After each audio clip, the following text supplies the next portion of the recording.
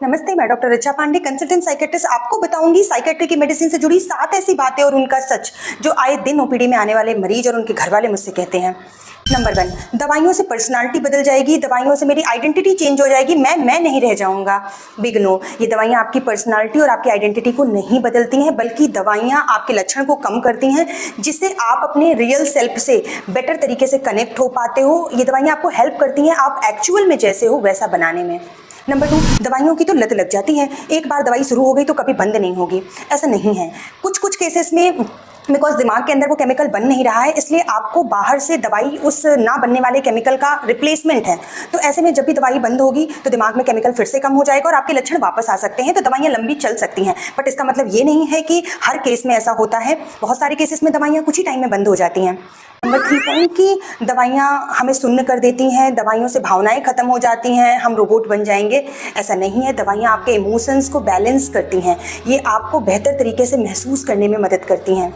Number 4 कि ये दवाइयाँ तो कमज़ोर लोग लेते हैं।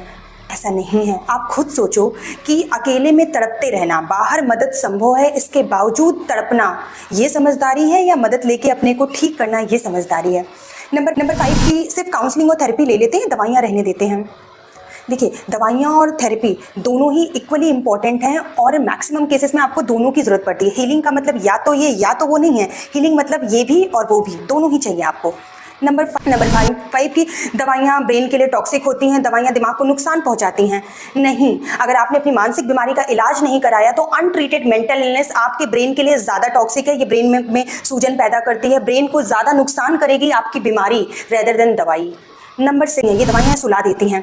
ऐसा नहीं होता है, ज़्यादातर मानसिक बीमारियों में आपका स्लीप डिस्टर्ब हो जाता है, तो ऐसे में इलाज के शुरुआती दौर में हमें नींद की दवाइयों का इस्तेमाल करना पड़ता है। लेकिन सभी साइकेट्री मेडिसिन नींद की दवाइयाँ नहीं होती हैं।